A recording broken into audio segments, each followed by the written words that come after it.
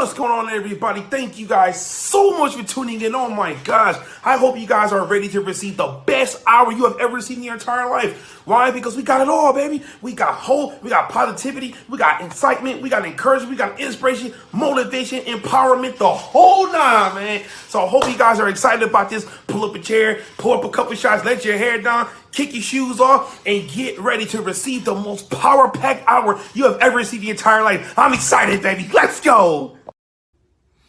Hello, how y'all doing? Hi, Joseph. I hear that you have a show, not famous, and wish you good luck with your show, and I thank you what you're doing for your audience and your people that you're trying to make impression on their life. So good luck with your show, and thank you for all you do. Bye, Joseph. A spring in your step. There is a twinkle in your eye. I can throw a rhyme down for you real quick. Yes, they call me Thrill. They say that I'm the man. You disagree? How could you? Let me make you understand. Should we bring her on the show? Can anybody find me? And there she is. Fresh as some bread, pulled right from the oven. When you feel rejected, get some my loving. She looks wonderful. Mom looks amazing. Somebody too. Okay, Mom, bugger off now. I've got a show to do. Like that? Joseph JAFFE, ladies and gentlemen. You just made the new intro of the show. Well, it's December 1st. Can you believe it? December 1st. Where did the time go? And I think you know by now that there is no one on this planet that will be more happy than me to say goodbye to 2021. And don't let the door hit you on the way out.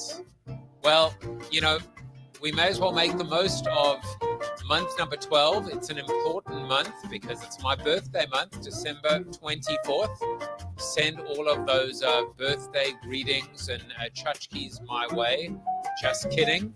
If anything, I want to send things your way, which is why that QR code, for those of you that are new to the show, that QR code is going to give you some JAFFE coin, my cryptocurrency, my crypto coin. Every single show that is live, I give away, which is every show, I give away a QR code, and this QR code will be live only tonight, right now, 9 to 10. It is a small way to acknowledge the power of community and the power of engagement, the power of us right here and right now. Well, right here and right now, we have another phenomenal guest, and a little bit of a change in our schedule. Tonight, we're going to be focused on public speaking, on personal development, on developing one's self, on getting on the TEDx stage, and who knows, maybe even the main stage, the TED stage. But before we talk about Elaine Powell, the programming note is that our very own, and I say our very own because he has been a part of this show since the very beginning, Steve Garfield will be my guest at 9 p.m. Eastern Standard Time on Thursday, December 2nd. And we'll be talking about his autobiography, a book called Got Seen. So Steve Garfield, hope you're watching today, and I know you'll be watching tomorrow because you'll be on the show tomorrow. But as I said, tonight is the fabulous, the dynamic, the insightful Elaine Powell. And I first came across Elaine in a room where Andy Enriquez was running and leading so many people, so many friends that I've met, people that I've met that I've been inspired from, have been a part of this clubhouse room that has taken place. In fact, Elaine was just telling me it is the 1-year anniversary of this room coming up this Friday. So if you are watching tonight and you are in Clubhouse, make sure that you support this fantastic room, which has been all about getting people excited, getting people prepared, getting people to overcome their fears associated with public speaking. It is one of the biggest fears that people have, and it can be overcome. It can be addressed. It can be beaten with the right skills and with the right coach. Well, now it's time to get into our seated soliloquy, and there is a definite common theme today about TED, about TEDx. And so I thought that I would devote my soliloquy, my monologue, to the very subject, to TED. My guest tonight put out a terrific guide to getting on stage at a TEDx event, and specifically some of the mistakes that can get in the way of becoming a TEDx speaker. Now, my initial thought was that this is super specific, specializing in a sub-component of a sub-component of a component, namely public speaking, TED and TEDx respectively. But the more I thought about it, the more brilliant it became. First and foremost, it's imperative that you become known for something that only you can do, only you do, and in fact, something that you do the best in the business. It doesn't matter if you're the only person doing it either. That's not cheating. Whether you are carving out your own niche or creating it, it amounts to the same thing. And if you needed any validation, just try the whole concept of cheap chic and the success of Target. They did that exact same thing. Secondly, start small, start specific, start focused. If you can master getting on stage at a TEDx event, it becomes one step closer to an aspirational and most likely never attainable, but that's irrelevant, an aspirational stretch goal of getting on a TED main stage. And as you embark and proceed on this journey, what might have seemed initially as an impossible dream and an insurmountable fear, which is public speaking in general, well, that suddenly becomes decidedly less scary. We spend so much time and energy on thinking too big, with unrealistic and unattainable goals, maybe even financial goals. This is not to say that we shouldn't be ambitious, not at all. Rather, this speaks to the power of small wins, taking a first step, getting started on a journey that has all the markings and the makings of a voyage to greatness. Personally, I've only delivered one TEDx in my life.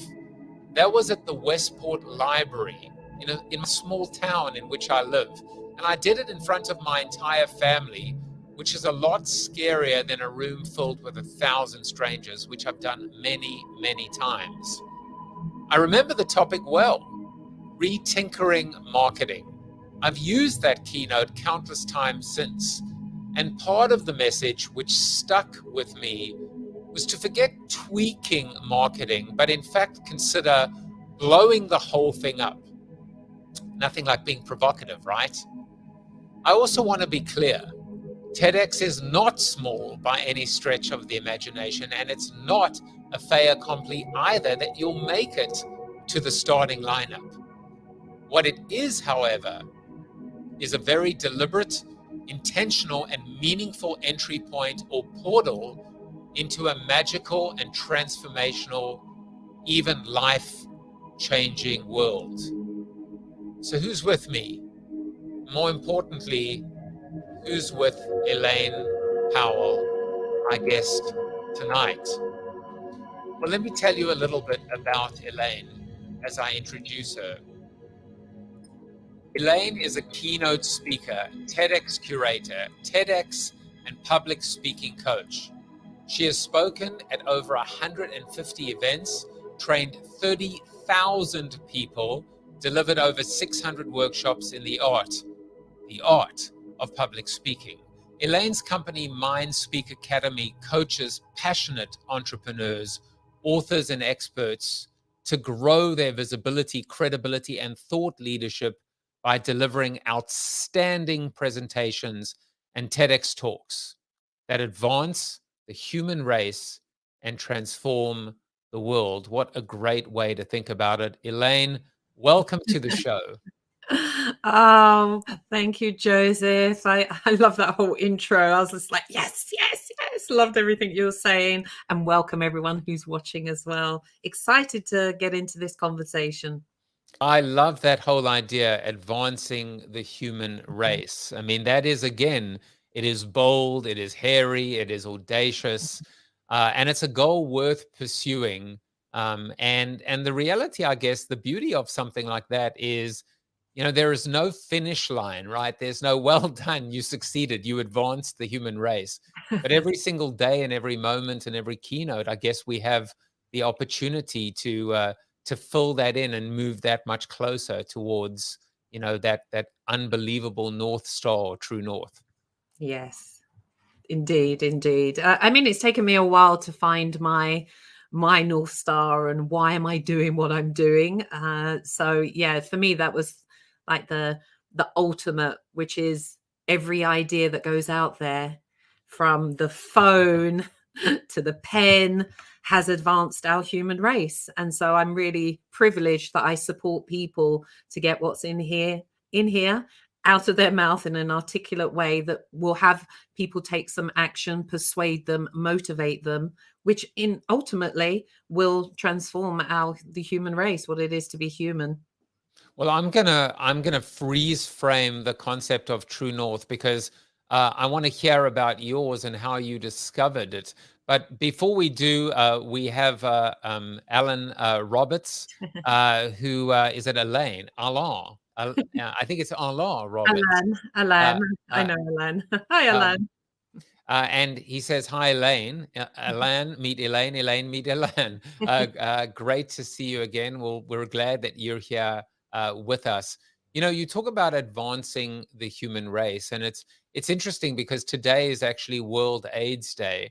And it's it's something we almost need to remember, lest we have forgotten. But it's something that threatened and challenged all of humanity, much like something else going on right now. And yet we've been able to find the new normal. We've been able to find a balance, and together, I think, with unity, strive towards advancement, research, solutions, collaboration, support, to make it a little bit more palatable, a little bit less unusual, and a little bit more livable, I suppose. Yes, definitely.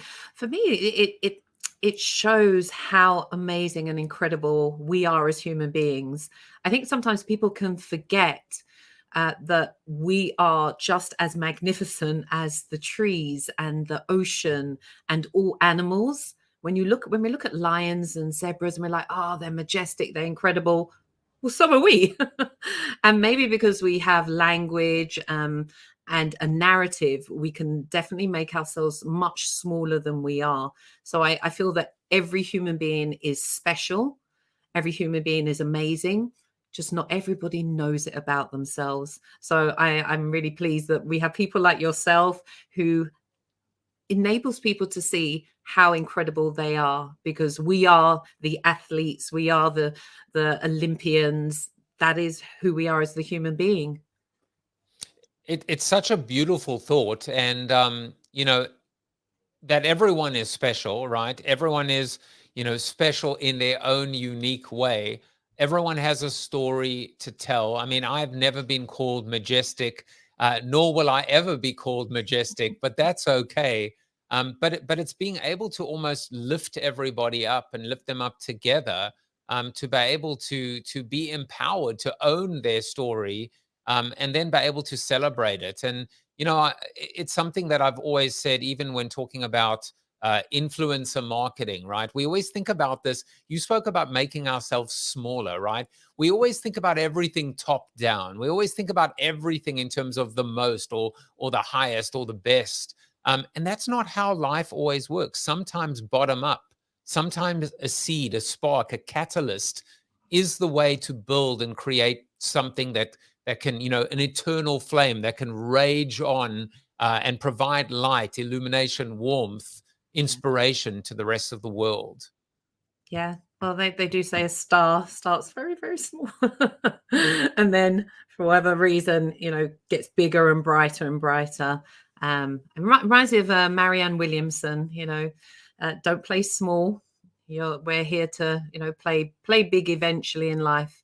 I think a question I always ask myself is, does it serve the greater me?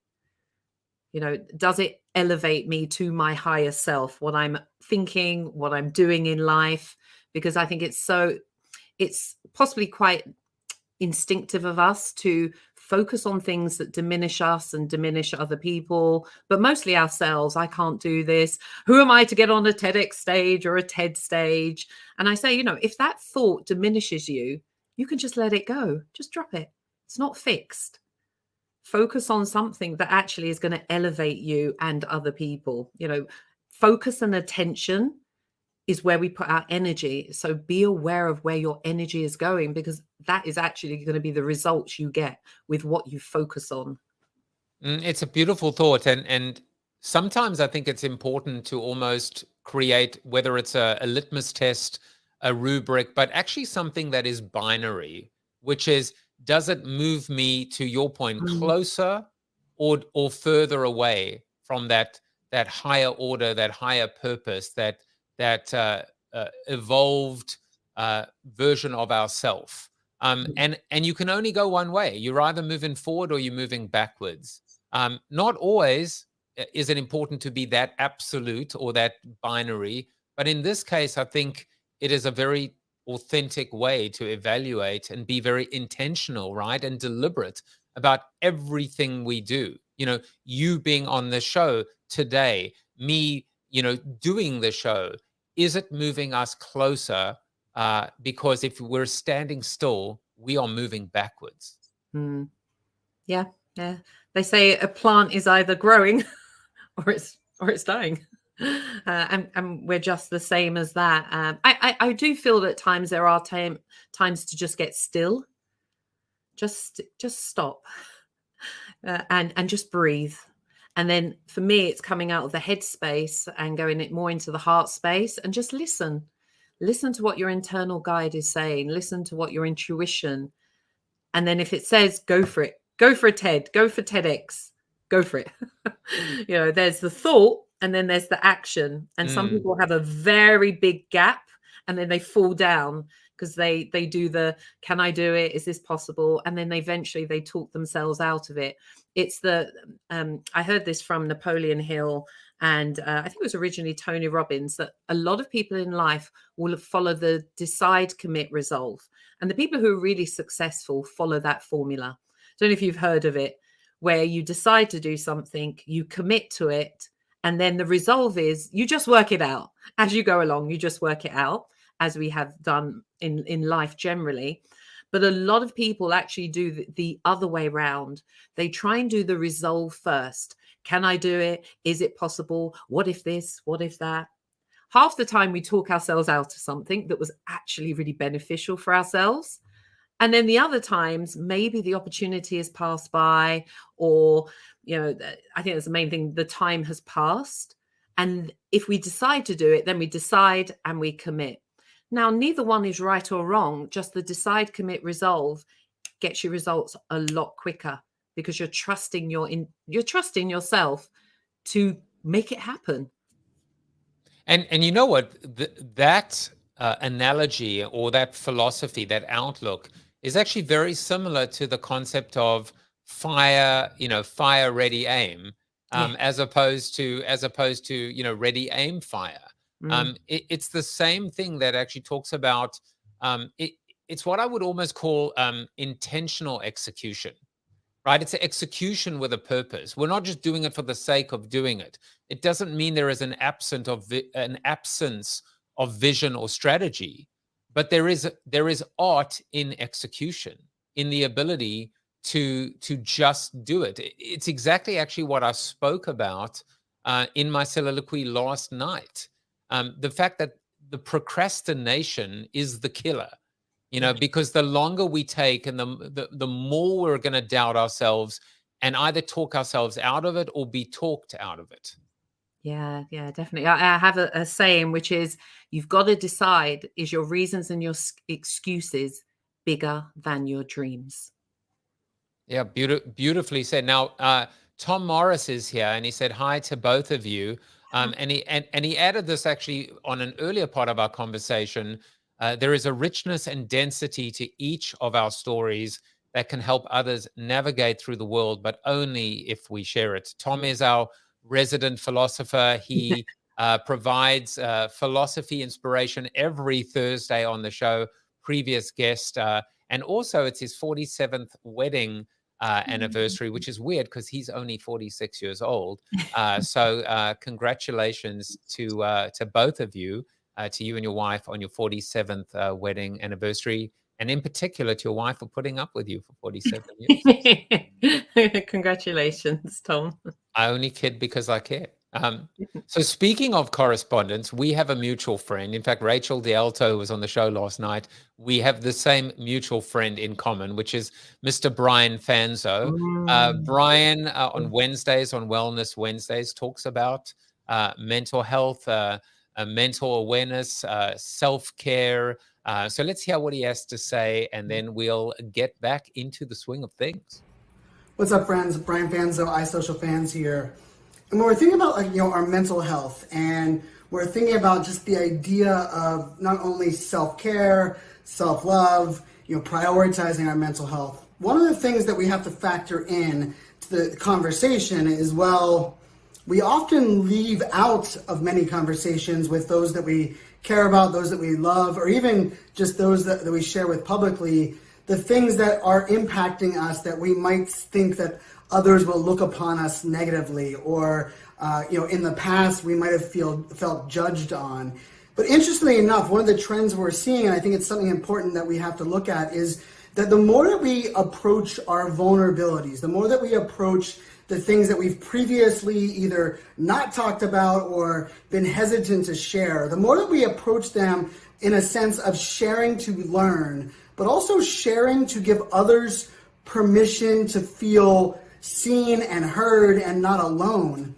That is one of the magic recipes to really changing the dynamic around mental health, also removing the biases and stigmas that are really existing in this space. And so it's a challenge for all of us that I think oftentimes we think about, how can we help those around us be more self-aware with, and help them take care of themselves, or not feel as alone, or not feel like their journey is something that they have to do without us. And I believe the way that we do that is not by being like, hey, call me whenever you have the time, or I'm always there, because we all know we're not calling people when they say that. But the way that we do it is we make ourselves more relatable. We make ourselves more connected by sharing what we're going through and not being afraid to put our vulnerabilities out there. And so for me, on stage, when people realize that every introduction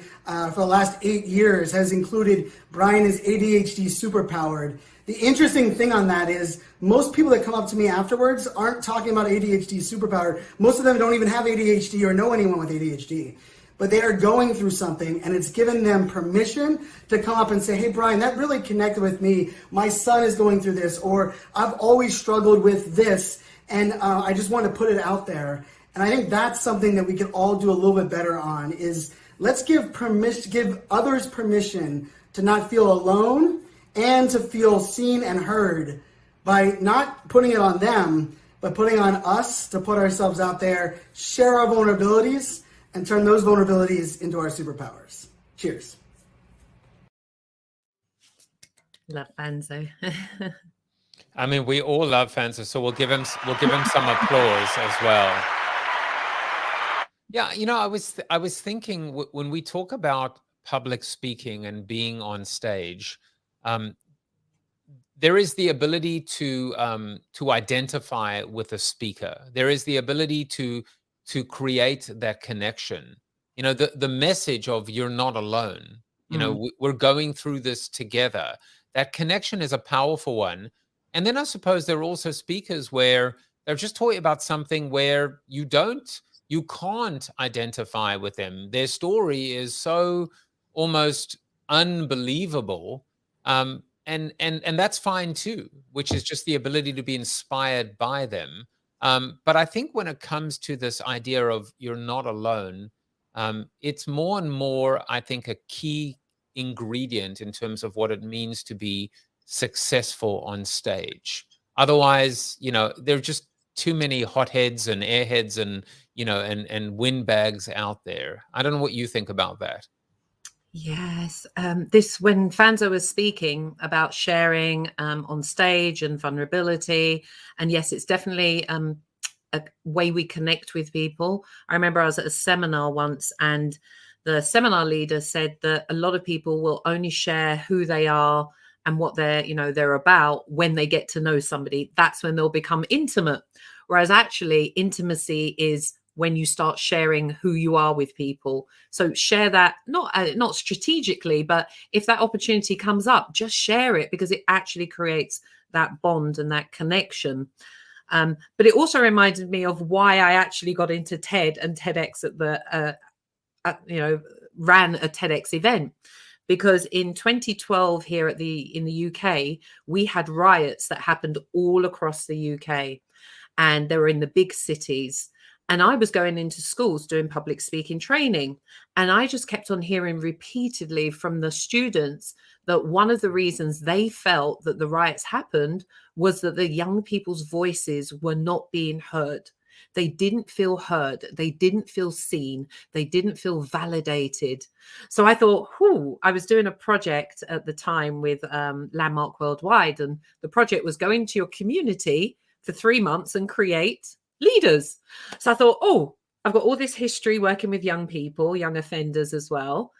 I love public speaking and I'm Toastmasters, I'm winning competitions. What a great fit. So that's why I put on TEDx Youth Croydon in partnership with the Brit School, that has had the likes of Adele, Jessie J, Leona Lewis have come out of the Brit School. And we ran the event for 3 years. We gave around 36 young people a voice, a platform to share and make a difference in the world. So actually that's sharing is one of the reasons why I ran TEDx Youth Croydon. That's amazing. Now, you mentioned the word sharing, and when we take sharing, and by the way, just before, I hope I remember the thought. This is my aspirational. I say aspirational ADHD because I don't know. I don't know this for a fact. I just know it's true. But just jumping around a bit, it must be kind of weird to think about so many people met each other in a clubhouse environment, in a audio first environment, and then to be doing video, and then suddenly to be on camera and see Fanzo and I wonder. When we talk about TED, right, or just being on stage, it is still very much a sight, sound, and motion, a video, a human form. It is not just audio first; it's human first. I wonder what you think about the ability to deliver and tell a story in this audio first environment versus the only practice you and I have known, at least coming into this, which is being on stage. And this is even before virtual and before metaverse and blah, blah, blah. Yeah. Are you talking about the transition from stage to now or just audio on Clubhouse? Well, just even the fact that, like, what your thoughts are, because, here we were, everything we did was in person, right? Yeah. And then everything moved to virtual. And let's qualify virtual meaning Zoom, right? and then things moved to audio first, where we didn't need, our human forms. We just needed our mouths. And now we're starting to talk about avatars and Web3. So with all of this, where does Elaine Powell sit in terms of where is your heart? Where is your head? Yeah. I think, first of all, with regards to what you say, I think those who had taken up the art of speaking and who had been going out delivering in-person sessions, presentations. From the ones I spoke to, including myself, it was actually quite easy to pivot online, because now it's just a different arena, but we know how to have energy. We know how to engage the audience. And the same with Clubhouse as well. We've spent time understanding the science of presenting, but also the art form of delivery, because things like Clubhouse are just the voice. So you have to know how to use your voice, how to engage, how to tell stories. So for me, it's been a much easier transition than it has for other people. And I've kind of learned to take myself out of any situation. So I'm not inside my head thinking, do people like my voice? Is it making sense? Any of that. I'm always concentrating on how is what I'm saying impacting the person listening? What are they going to take out of this? What actions can they take? Because it's always about the audience. Doesn't matter which platform you're on. It's about the person who's watching this this session with us right now. So that's where I come from when I speak. It's never about me. I forget about me, and it's just how can I make a difference to the person listening? It's servant. It's an extension of servant leadership or servant storytelling. But it is, customer centricity, audience, community centricity. It is the ability and is the ultimate expression of empathy, no doubt. The thing that I wanted to go back to was you started on this beautiful thread about intimacy and this idea of not being guarded and naturally being able to share if it makes sense at the time to share. And I think certainly people have become a lot more open to being able to divulge something that they might have been guarded about. But then we have this idea of oversharing, trauma dumping. How do people find, or how should people find the balance between too much and too little? And I guess specifically in context of being able to tell a story on stage. Yeah. So I'd say first and foremost, if you are in that position that you're telling a story or you're in front of an audience, know how to do it. Learn how to do it well. There will be situations where people just get up and they speak. That's fine. But I really want to encourage people to see that public speaking, whether it's, a TEDx or another platform, it is, you're creating an experience for somebody, and it is a art form. So give it the respect it deserves, just as a singer, a dancer, a musician, they spend years practicing and understanding how to deliver in an impactful way that will take the audience from here to here, or it will take them from here. You might take them down, because that's the point of storytelling. You're going to take them down. You're going to take them down into a challenge. You're going to take them down into a conflict, something that the audience is dealing with that they can resonate with. And our job as speakers is to take them down. I think I heard Andy say, take them down to the basement and then bring them back up with what's the cure? How did you get out of it? Because then they go, oh, that's how I could do these same things. So your job is not to bring them back up onto the ground floor. When you finish, your job is to take them as much as you can, even up to the penthouse. So learn the art of storytelling. It's a simple formula. Hero's Journey, Joseph Campbell. There's so many different versions of it out there. Learn how to tell stories well. It's, I had Nancy Duarte on my show. It was just incredible. You have to watch that that episode, but also her whole pulse. I mean, it was just incredible, going and deconstructing and unpacking and understanding what makes a speech so great.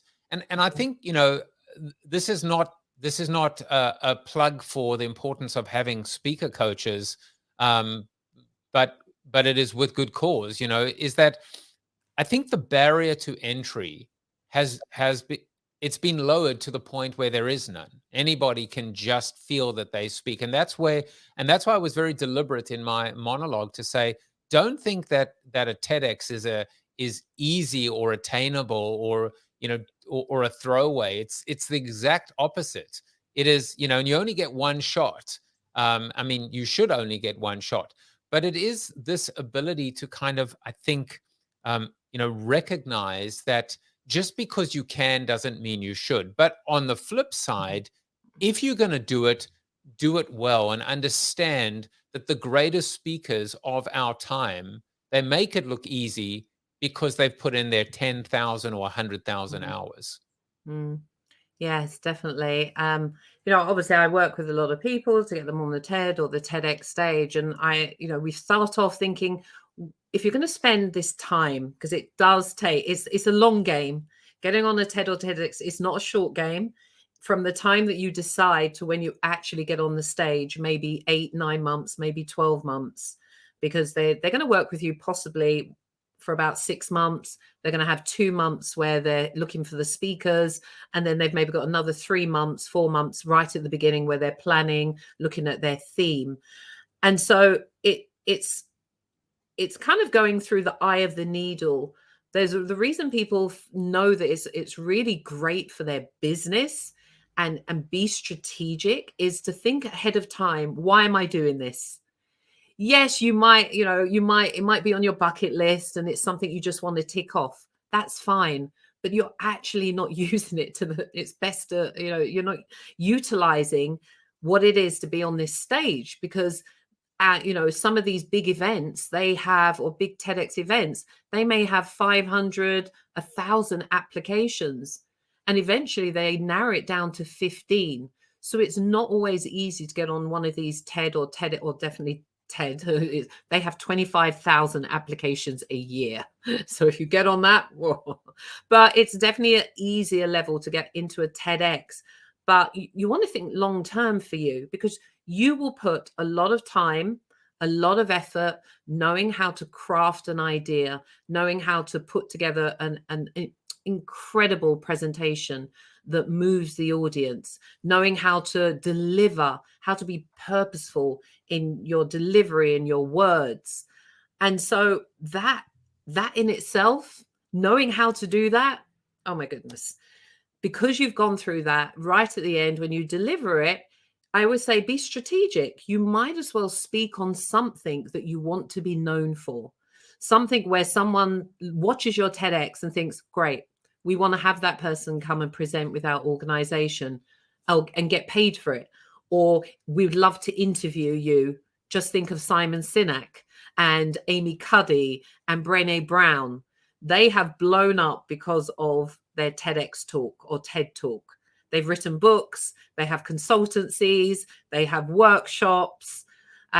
It's a phenomenal platform to expand your idea, your message, and you into the world. So spend time on it. It's a product. It's a free marketing tool in a way that will be on YouTube, that potential opportunities will come your way. So as you said, Joseph, if you're going to do something, why not do it to the best of your ability? It's by the way, Alan says Elaine is brilliant at bringing out your best when delivering a speech. Steve Garfield, our guest tomorrow night, he says the comedian Stephen Wright practices every single movement. Now, it's very interesting that he happens to say that, because I happen to, on good authority, having sent my private investigators into the field, found out that a certain guest by the name of Elaine Powell used to be a stand-up comedian. And so, there we have a little screenshot of Elaine Powell. But isn't it interesting as well that, and not only that, but I actually, it's amazing when things just come together. But the quote that I found for you comes from a comedian as well. And this is the quote: according to most studies, people's number one fear is public speaking. Death is number two. This means to the average person, if you go to a funeral, you're better off in the casket than delivering the eulogy. I know. It's one of those strange ones. Why would you want to be in a casket versus standing up and speaking? But was it Jerry Seinfeld?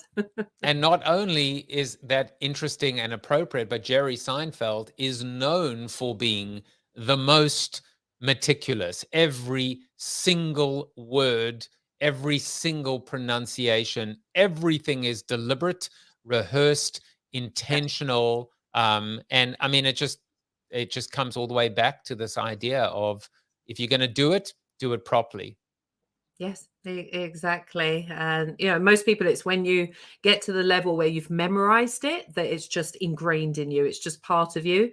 That's when you can start breaking down every sentence. What does that phrase mean? Are you feeling the emotions? What do you do with your voice? Is there somewhere you need to emphasize? Where do you need to pause? Is there some place to move, like moving with a purpose? So yeah, once you've kind of memorized it, the next step is the delivery, focusing on the delivery and then practicing that delivery. So it just becomes ingrained and it's second nature for you. So look, public speaking, whether it's on a TEDx stage or another stage, if you are a thought leader, you want to raise your visibility, credibility, public speaking is the fastest way. One of the terms I heard from Fabian Fredrickson, the fastest way to cash. Because you raise up and then people see you, become visible, and you become a thought leader. I was jotting down the phrase memorize to improvise, which is basically get to the point where it is almost rote, robotic, automated, and then inject all of the what seems maybe even to be completely impromptu. But it is, it is the pause, it's the stutter, it's everything that keeps the audience guessing. And yes, Steve, crafting the perfect message. Now Tom says, as Archimedes said, give me a place to stand, a TEDx stage, and a level long enough, a great talk, and I can move the world. Love that. Exactly. Oh, I've not had him on my show yet, Archimedes, but call me. It's an old joke, but if you're new to the show, you didn't know that. Now, let's get to this beautiful guide, PDF white paper that you put out, which is 5 mistakes that stop you becoming a TEDx speaker. And I'm lucky enough to have just downloaded it myself. And I want to tell you, if you want to get this PDF, all you have to do is just go to that URL. It's not a very complicated one, which is 5 mistakes people make wanting to get on a TEDx stage and how to fix it fast. And while you're doing that as well, consider booking Elaine for a TEDx strategy call. Exactly, call her, because remember those 2 points, which is that TEDx will live on forever. It might be TED in training wheels, but it has the same impact, the same potential and power to amass those millions and millions of views and ultimately launch a business, launch an entire brand, change the world, advance the human race. So let's do that, Elaine. Let's go through, but before we go through the mistakes, let's talk about 5 tips, and then we can get into the mistakes. Or should we start off with the mistakes and then get to the tips? I'll let you choose. Well, I think we'll go with the tips, because maybe download the the PDF to find out the mistakes. I will share one mistake that I don't think I've elaborated in the booklet. So the tips I would share is, first of all, and we have started about speaking about it, which is get in touch with your why. Yeah, I think whatever business you're doing, whether it's speaking, your career, why are you doing it? And it's definitely taken me a long time to be grounded in my why, because I love talking about mindset. I speak at conferences around mindset. And I was like, but I'm an expert in public speaking, but I like mindset. And I saw that actually I can merge the two together. And because I merged the two together, it felt at home for me. And because I felt congruent with what I'm up to, then I think it's like that Maslow's hierarchy of needs. When you feel congruent, when you feel that some of the levels are dealt with, then you can focus on something bigger than yourself. So I say, make your why bigger than yourself. Make your why bigger than, I want to raise my visibility, my credibility. That's great. But when the going gets tough, you possibly want to get going unless your why is bigger than you. So now my why is very big. So create your why, create your legacy. What is it you want to leave behind? Why are you putting yourself through the eye of the needle? Because trust me, it's not easy to get on a TEDx stage, but at least that's going to keep you grounded. So what's your why is the first thing. And I will tell you that again, that in this great reset that we are, or pause that we're going through right now, it's going to be great for my speaking career. I've spoken myself in 50 countries. I've written 5 books myself, but I don't think I ever did this. I don't think I was in touch with my why. And I don't think I was in touch with my audience's why. I don't think I was a servant presenter. I was there to speak on what I was there to speak on my book, on my message, because I thought it was a relevant one. But I don't think I ever put myself in their shoes saying, why should you care? Why should I care? What's in it for me? How is this going to help me? And I can tell you that moving forward, that is going to be the first thing that I do. And I guess the message to people out there is you can be a seasoned, experienced, professional speaker and still go back to school and relearn or unlearn and reinvent. Yeah. I'm going to be honest. I consistently have to keep on remembering my why, because guess what gets in the way? Me. It's maybe that survival mechanism we have that we focus on ourselves, and I'm continually what's in it for other people. And I think you touched on very well. Importantly, the audience is sitting there going, good for you. What about me? What about me? What about me? So, why is the audience there? Why should they care? That's really, really important. So that's the first one. Yeah. So I touched on the second one.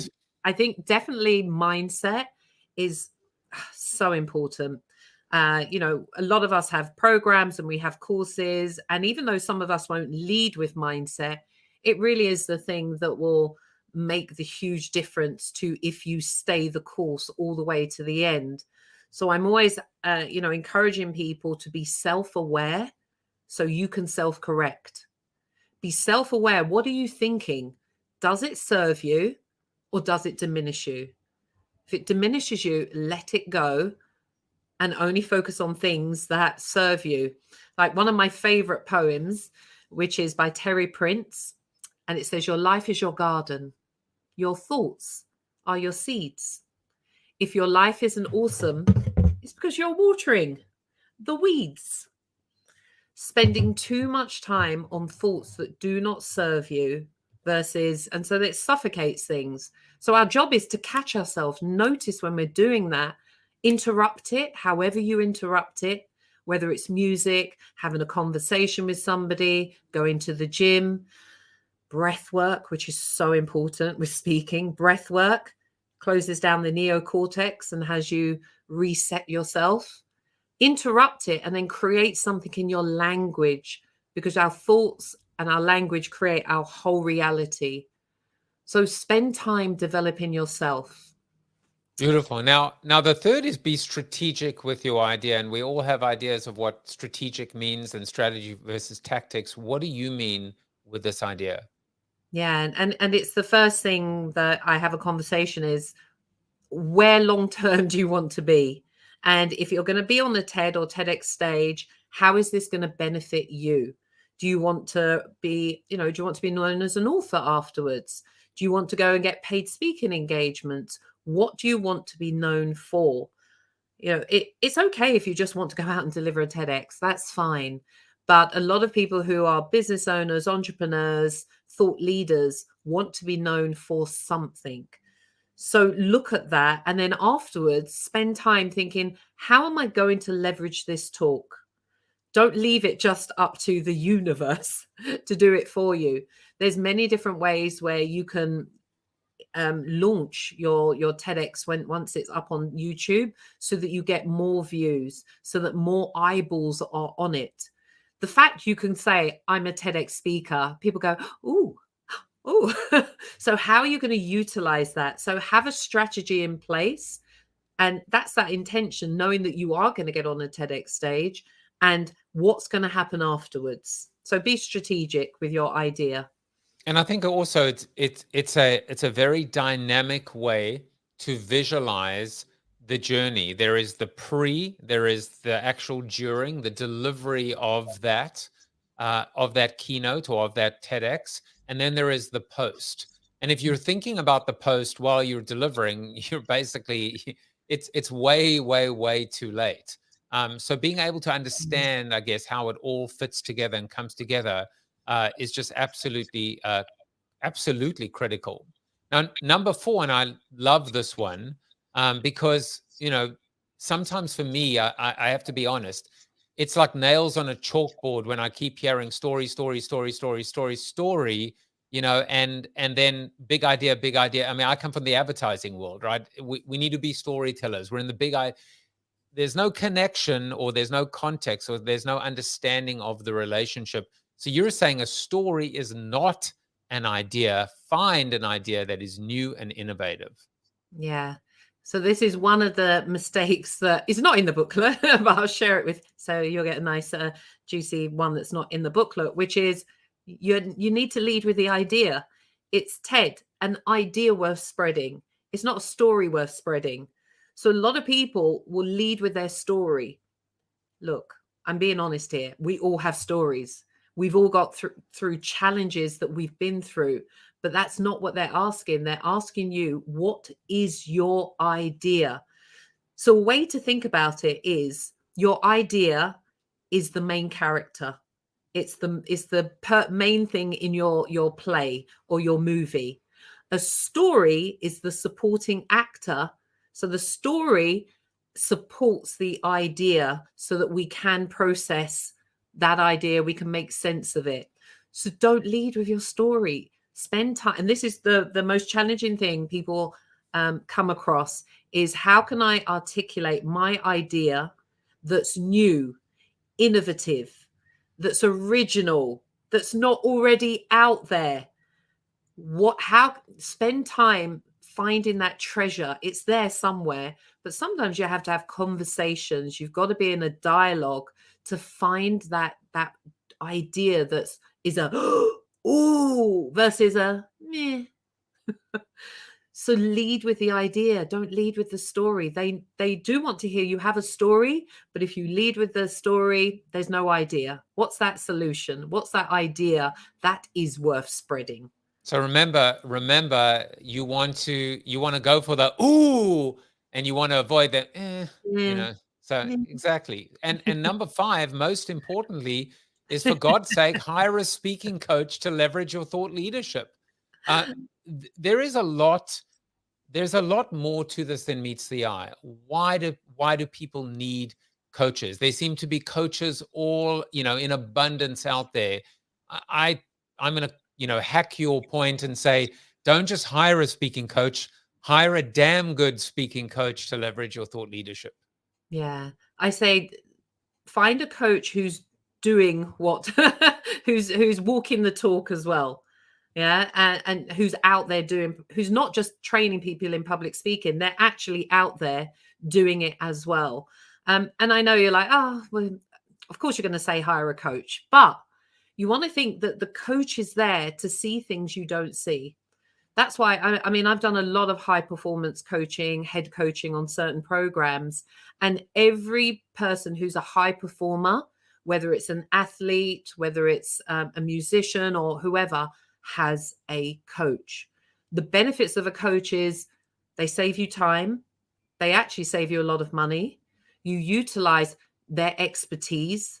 And I'm not talking about a coach who's there because even though I say a coach, a lot of coaches are there to just ask you questions for you to find the answer. That's the traditional coach. I'm not a coach in that sense. I'm a coach. I'm a trainer. and I'm a mentor. And I don't think there's one word for all three. I think we have to create one. But I'm going to be coach. I'm going to be training you, and or that type of coach who's at that level.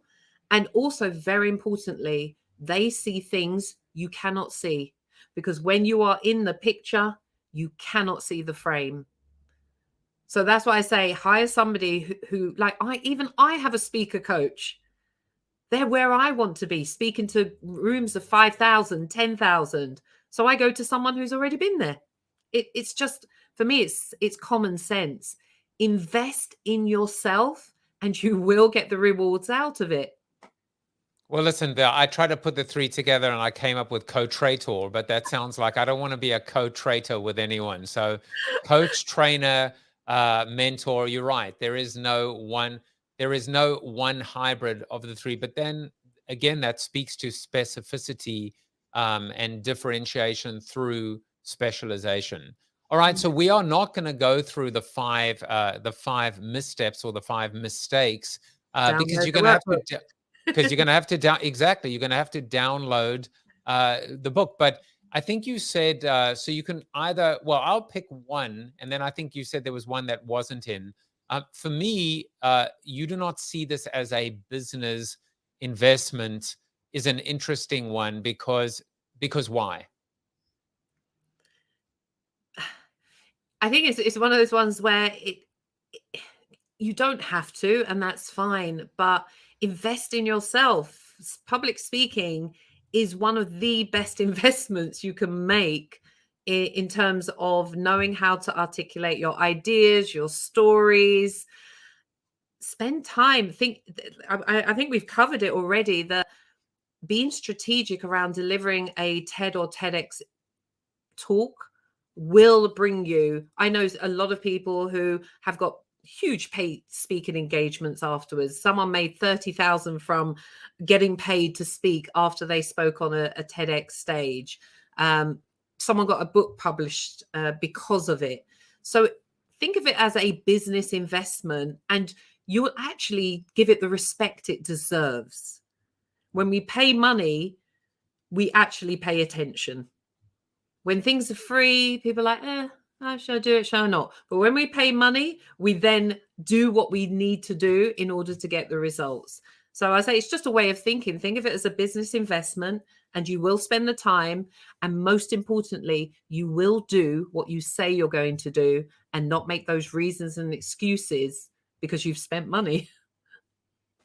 When we pay money, we pay attention. So that was it. I couldn't remember that phrase. That was it.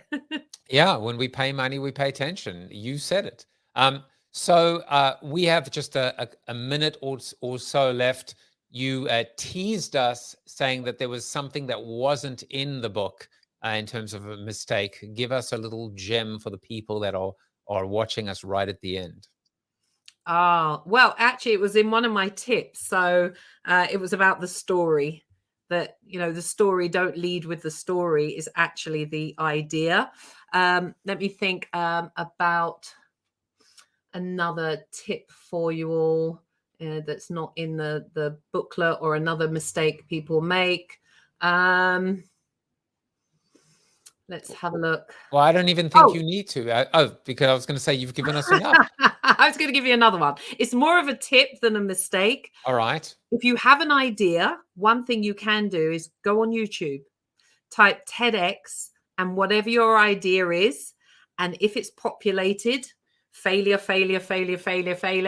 don't go there. It's not original. They want things that aren't out there already. So you want to find one there's maybe only 3 or 4 talks, or no talk at all.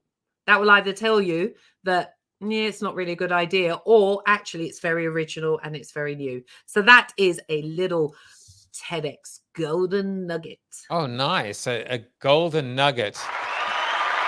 That is worth applause. Gold. That's why I'm wearing gold. Just drop the nuggets. I'm going to go and type TEDx retinkering marketing, but I know that there is already one out there, and it's mine, damn it. It's mine. It's mine. See, there you go. It's been an absolute pleasure getting to know you. This has been guest number 303, Elaine Powell.